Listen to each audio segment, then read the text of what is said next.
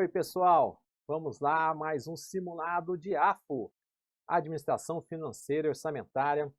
Você que está caminhando na sua preparação, rumo aí ao seu sonho de adentrar o serviço público por meio do concurso público, uma seleção não é fácil, exige muito de cada um, exige um esforço enorme, mas você será recompensado no final.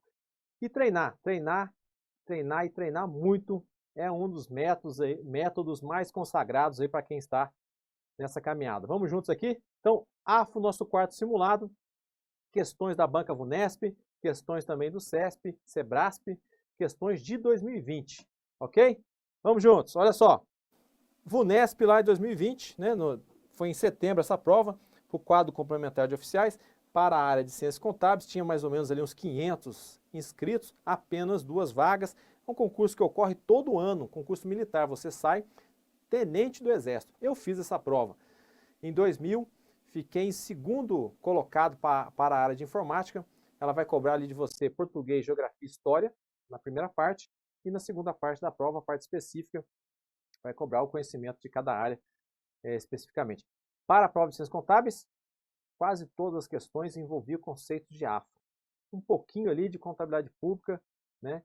Talvez 10% ali das questões, o restante tudo AFO, e você consegue responder com nossa aula que está lá no site do CDF, nosso curso de AFO regular. Também tem o curso para a DASA, o curso para a DPDF, mais de 300 questões, e eu acrescentei essas questões do simulado lá para o próximo curso aí que a gente for lançar, já vai ter mais aí umas 60 questões, atualizando nosso curso, que questão nunca é demais, né? Então veja essa aqui, trata-se de uma forma de renúncia de receita. Olha, a banca, que é o conceito, de onde? Da Lei de Responsabilidade Fiscal, a LRF.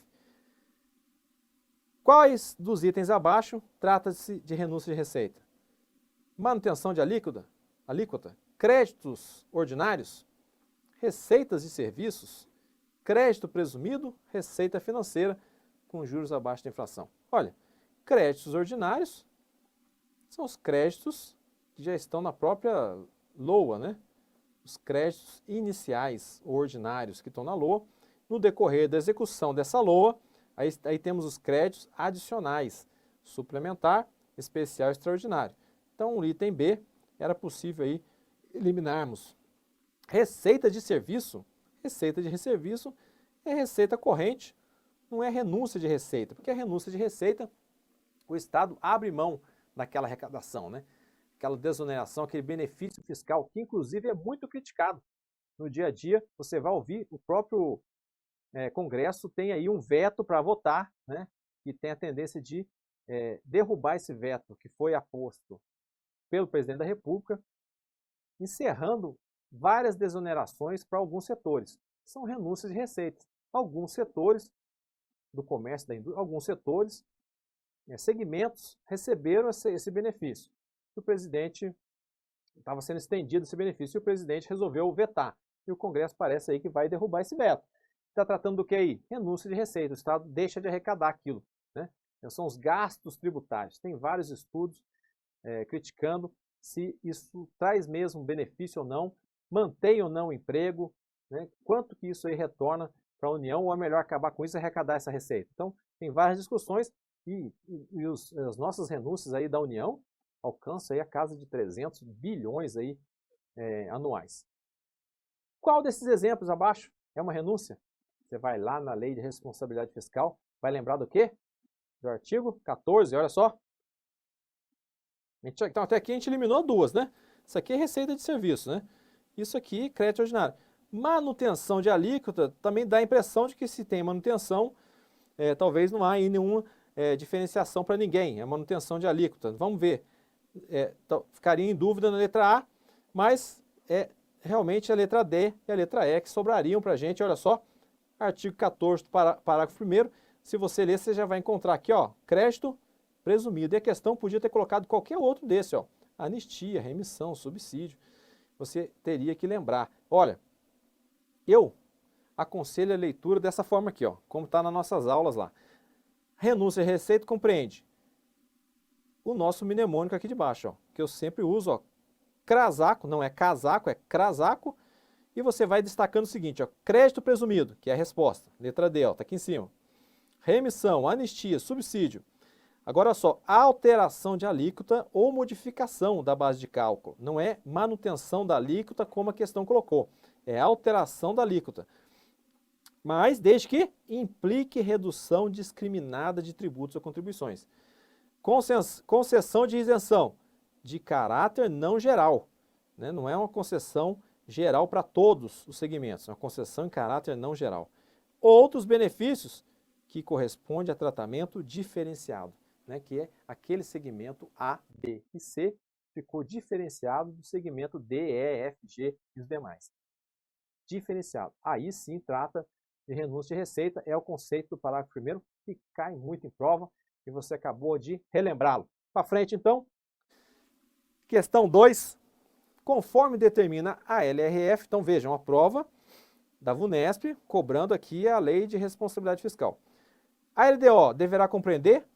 Clássica questão, perguntando o que de novo foi trazido para a LDO por meio da LRF, porque a gente estuda os conceitos das leis orçamentárias, né, o PPA, a LDO e a LOA, aquilo que a Constituição estabeleceu para elas, lógico, que a LDO e o PPA foram criação da Constituição de 88, qual o conceito que está lá na Constituição, depois do que veio em 2001 com a LRF. O que a LRF trouxe de novo para o PPA? Nada, né? O PPA foi vetado na LRF, não tem nada para o PPA, só tem um anexo de política fiscal, né, mencionado lá na frente, que deveria ter sido retirado porque não existe mais o artigo lá que foi vetado tratando do PPA. Beleza. Tem coisa nova para a LDO e para a LOA. Para esses dois aí, a LRF trouxe inovações. E aqui ele não misturou o que tinha para a LOA e para a LDO. Ele trouxe, na verdade, uma mistura aqui com relação à LDO, os conceitos, misturando conceitos que não tem nada a ver com a LDO, e você, com a leitura atenta, se você leu a LRF ou nossas aulas, você conseguiria responder. Olha só. Vou pular o item A. O anexo de método fiscal, realmente, tem um anexo de método fiscal para a LDO. Critérios para limitação de empenho, estabelecimento de diretrizes, metas de longo prazo, isso aqui, ó, não tem nada lá na LRF. Anexo de metas. Essa parte de resultado primário nominal está dentro aqui é um demonstrativo que está dentro do métodos fiscais. Orçamento de investimento, aqui você eliminaria, porque orçamento de investimento é o orçamento, são os 3 orçamentos que constam na Constituição Federal, artigo 65, não tem nada a ver com a LDO. Evolução do patrimônio líquido está no anexo de métodos fiscal. Orçamento fiscal, orçamento de seguridade, investimento é o orçamento, é a LOA. Despesa de capital é mencionado na Constituição, critérios para limitação de empenho, inscrição de resto pagar não. Então veja que você ficaria com a letra A e com a letra E, eu acredito, né? Então vamos lá, recuperando a informação. Lá na Constituição Federal, LDO serve para quê? O que tem que ter nessa LDO? Metas e prioridades. E o que tem no PPA? Diretrizes, objetivos e meta. É o DOM no PPA e o MP, metas e prioridades, na LDO. Metas e prioridades para quem? Aí você continua lá na Constituição. Para a administração pública federal, incluindo as despesas de capital, por isso que ele usa esse termo lá na questão, para te confundir, para o exercício financeiro subsequente. Cada ente vai ter a sua LDO, todos os anos. Não tem aqui administração pública federal, estadual e municipal. Estaria errado também numa questão. Aqui a LDO da União é para a administração pública federal. Orientará a elaboração da LOA. Sim, publicado no primeiro semestre a LDO, orienta a elaboração da LOA no segundo semestre. Depois, também vai nortear a execução da LOA no ano seguinte. É o papel da LDO, né? Tratar todas as regras ali de execução do orçamento e trazer as prioridades para aquele ano. Como tem muitas ações, quais são as prioridades? Esse é um dos objetivos da LDO.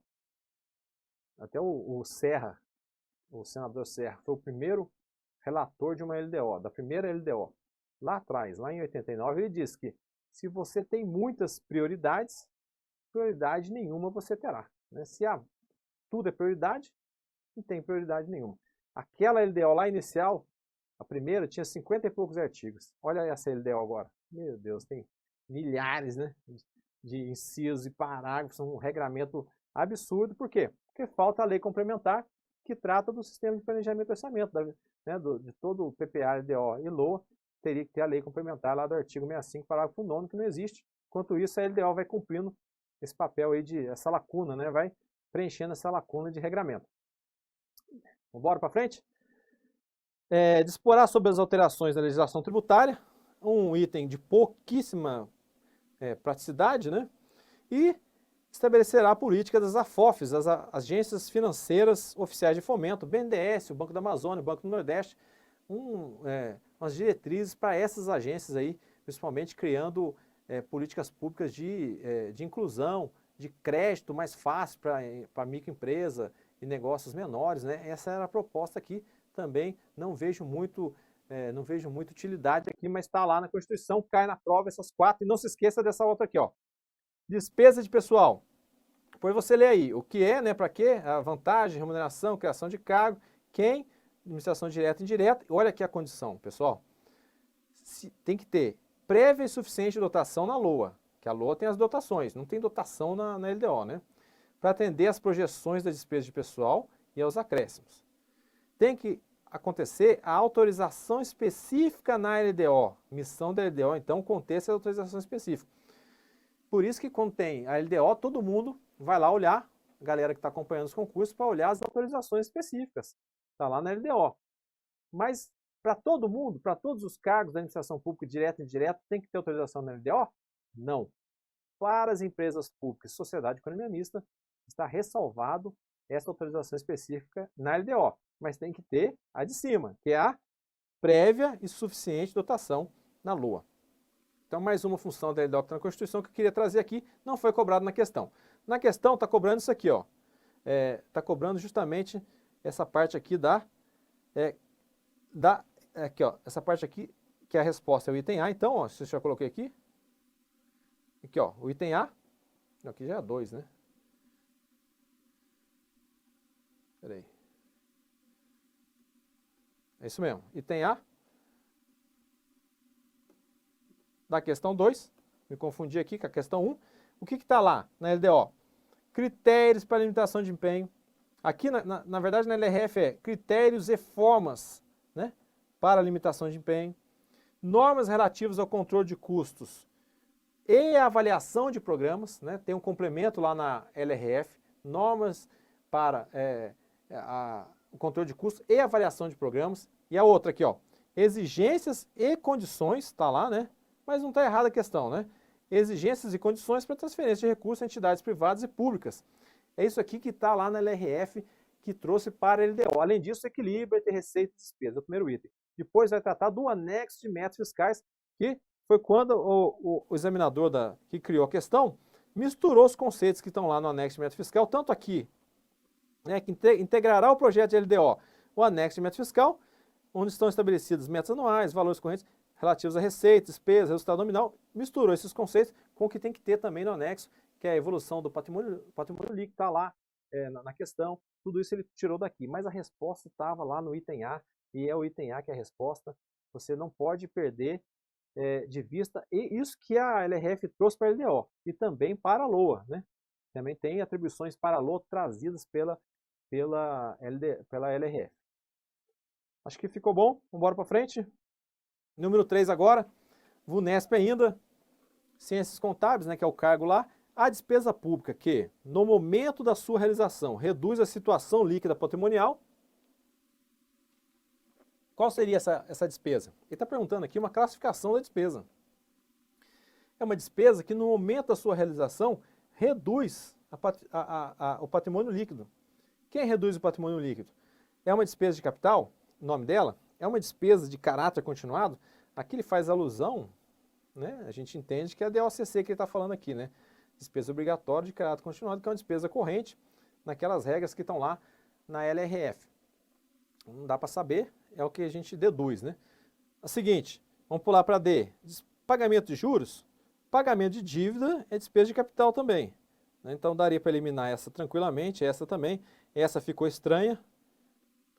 Essa aqui, ela reduz, né, o patrimônio líquido, né, pagamento de juros, uma despesa corrente. Mas o nome, na classificação tradicional, a gente encontra esse nome lá no Manual Técnico de Orçamento, no MCASP também, é a despesa efetiva, que reduz o patrimônio líquido. Em regra, as despesas correntes são efetivas. Vamos dar uma olhadinha aqui no nosso quadro que a gente usa lá, ó. Provoca diminuição do PL, então, a despesa efetiva, fatos modificativos diminutivos, por exemplo, pagamento pessoal.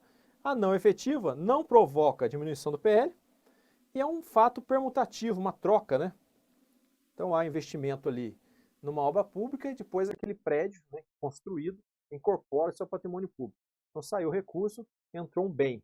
É despesa de capital, que em regra são não efetivas, são permutativas. Em regra, cuidado que há exceção, por exemplo, a transferência de capital, ela vai reduzir, porque não há contraprestação, né? Independente de contraprestação direta de bens e serviços. Resposta então, letra C, despesa orçamentária efetiva é o conceito. E a gente avança. 4.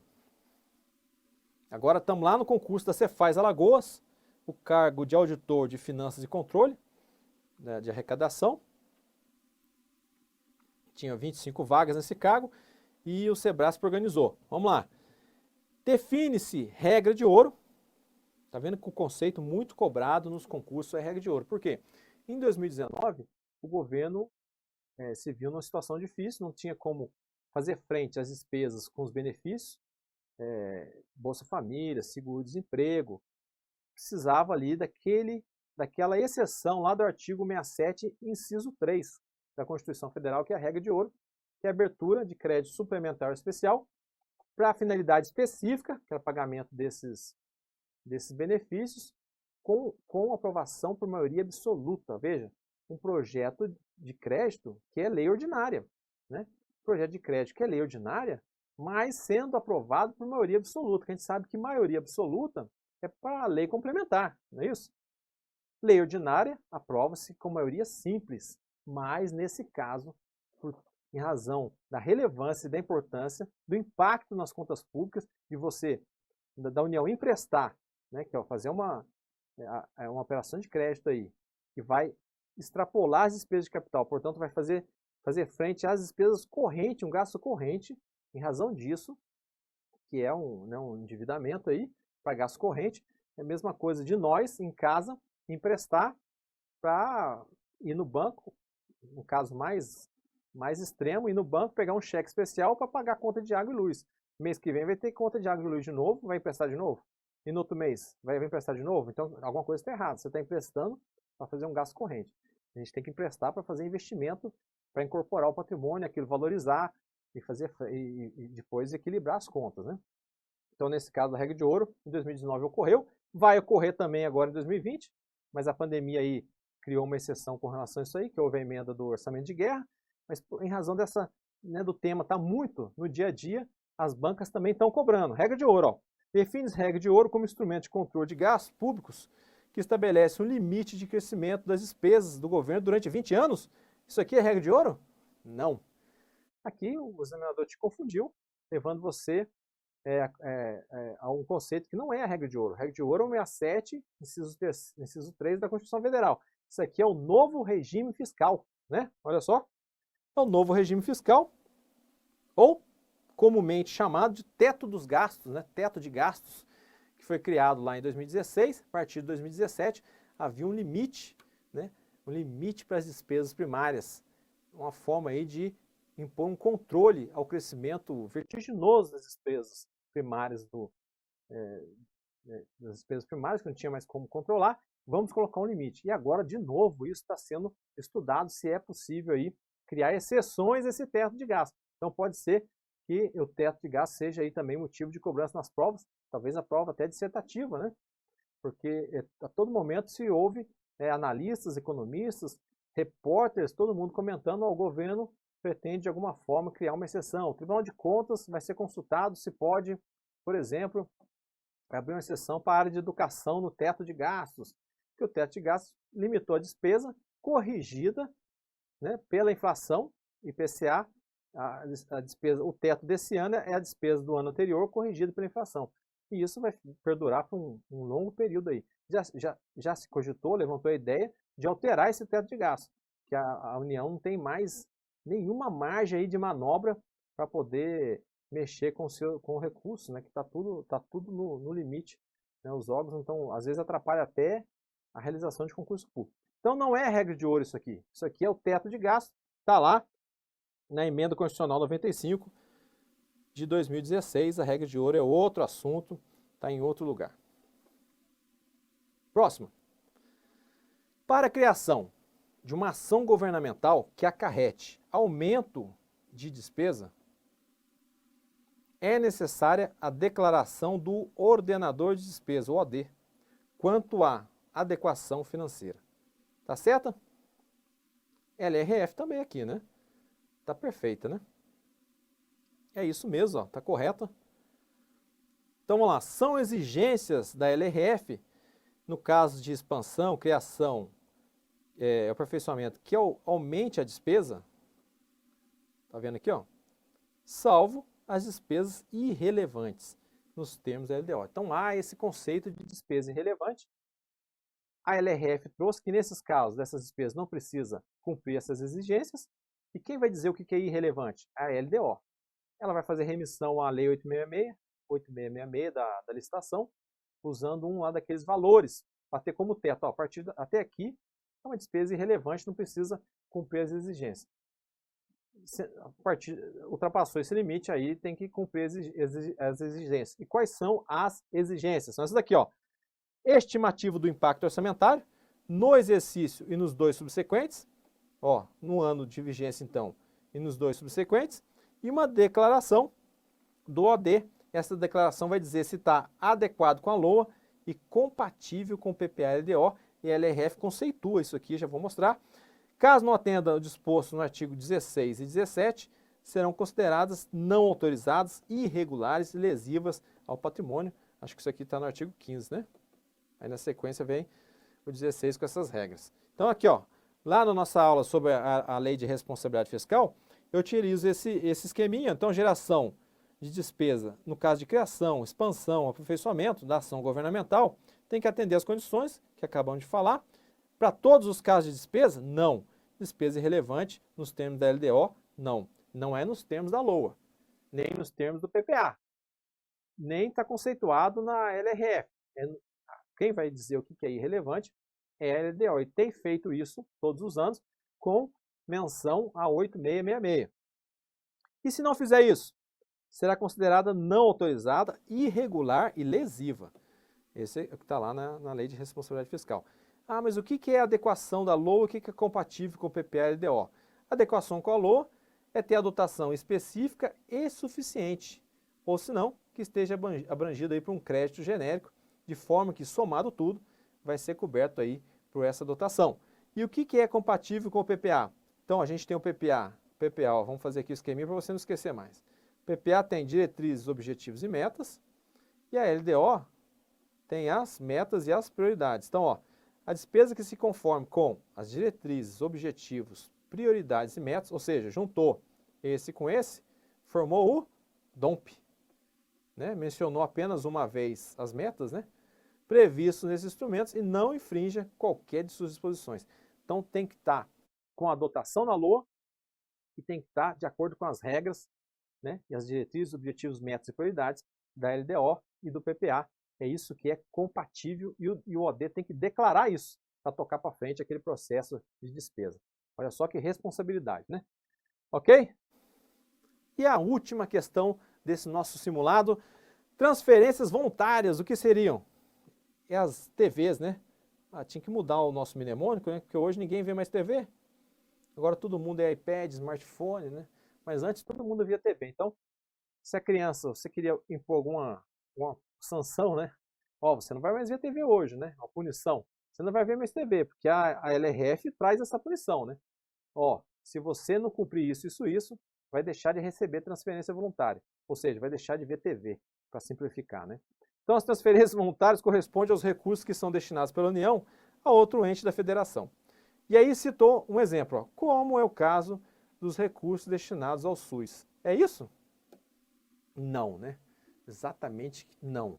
Porque o SUS, o que a LRF traz explicitamente, né, no artigo 25, que o SUS é uma transferência obrigatória, né? Transferência obrigatória não é voluntária. Veja o artigo. Para efeito desta lei, entende-se como TV o que? A entrega de recursos correntes ou de capital a outro ente a título de cooperação, auxílio ou assistência. Então, cooperação, auxílio e assistência, TV, desde que não decorra de uma determinação constitucional, legal ou do SUS. E lá no exemplo da questão, o examinador colocou justamente o SUS, portanto está errado. E aí tem a sanção, que é, ó, você não vai receber TV, salvo se for para a área de educação. Esse exemplo aqui a gente usa na aula, esse gráficozinho, ó, saúde, educação, saúde e assistência. Assistência social também vai poder receber, são as exceções. E a banca adora bagunçar isso aqui, né? Às vezes cobra a regra, ó, se não cumprir, não vai receber transferência voluntária. Essa é a regra. Mas deixa de receber todas? Não. Porque a própria lei diz, ó, no caso de saúde, educação e assistência, independente de descumprir os regramentos, vai receber sim as transferências voluntárias. E assim, encerramos então mais um simulado. Boa sorte para você, estude muito e seja você mesmo, né, o grande, o provocador da mudança da sua vida. Não espere que seu vizinho faça, que seu amigo faça, que os entes da sua família façam, que o professor aqui faça, que o cursinho tal faça, que o preparatório, apostila, PDF, vídeo, aula, seja você mesmo, você, o grande, sabe, aquele que provoca a mudança, vai para cima e chega ao final com, né, se orgulhando de si próprio. Ó, eu fiz o que pude e cheguei até aqui. Grande abraço e acompanhe nossos simulados aí, hein? Até mais!